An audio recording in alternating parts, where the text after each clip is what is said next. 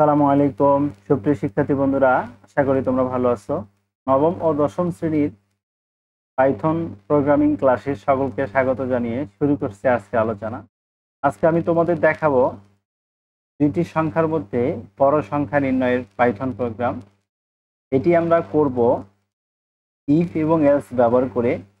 তোমরা জানো তোমাদেরকে আমি তিনটা পদ্ধতিতে প্রোগ্রামিং দেখিয়েছি, একটা হচ্ছে সাধারণ, একটা হচ্ছে ইফ এলস ব্যবহার করে, একটা হচ্ছে লুপ ব্যবহার করে। আমরা তিনটা ক্যাটাগরির প্রোগ্রাম শিখব।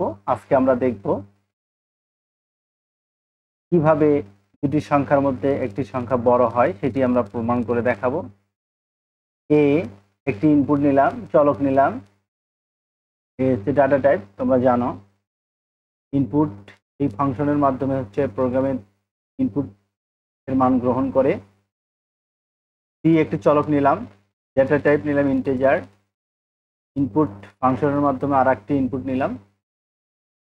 ইফ ইফ হচ্ছে আমাদের ইফের সাথে আমাদের একটা কন্ডিশন থাকবে, সেই কন্ডিশন হচ্ছে এ গ্রেটার দেন বি।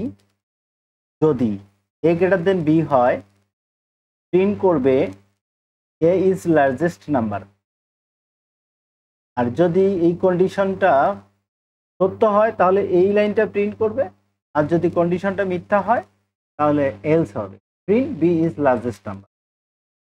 কন্ডিশন সত্য হলে, ইফের কন্ডিশন সত্য হলে ইফের ব্লকটি কাজ করবে, আর যদি কন্ডিশন মিথ্যা হয় তাহলে এলস এর ব্লকটা কাজ করবে। তবে একসাথে দুইটা ব্লকে কাজ করবে না, যে কোনো একটি ব্লক কাজ করবে। কন্ডিশন সত্য হলে প্রথম ব্লক কাজ করবে, এভাবে এখানে দেওয়া হয়েছে যে এ গ্রেটার দেন বি যদি হয় তাহলে print A is largest number. তখন প্রোগ্রামটা থেমে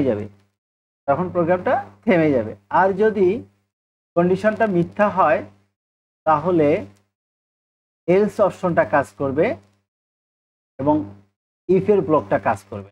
এভাবে প্রোগ্রামটা কাজ করে। আমরা ইনপুট নিয়ে দেখি। রান করলাম, enter the value of A এর মান নিলাম ধরো 6, enter the value of B B এর মান নিব ধরো 10। তাহলে 10 is largest number. Python program আমাকে বলে দিচ্ছে যে আপনি যে দুইটি সংখ্যা ইনপুট দিয়েছেন সেই দুইটির মধ্যে 10 হচ্ছে লার্জেস্ট নাম্বার। আমরা আরেকবার ইনপুট দিয়ে দেখি। এবার ধরো আমি দিলাম 100, তারপরে বি এর মান দিলাম হচ্ছে 50। তাহলে কি দেখাবে যে 100 ইজ লার্জেস্ট নাম্বার। তো প্রিয় শিক্ষার্থী বন্ধুরা, দুইটি ইনপুট নিয়ে কিবোর্ডের মাধ্যমে দুইটি ইনপুট নিলাম, ইফ দিয়ে কন্ডিশন দিয়ে চেক করা হলো, যদি সত্য হয় তাহলে এই লাইন কাজ করবে, এই ব্লকটি কাজ করবে, ইফের ব্লকটা কাজ করবে, আর না হলে এলস এর ব্লকটা কাজ করবে। তবে একই সাথে কিন্তু দুইটি ব্লক কাজ করবে না। আমরা আরো প্রোগ্রাম দেখবো ইনশাল্লাহ ইফ এবং এলস ব্যবহার করে।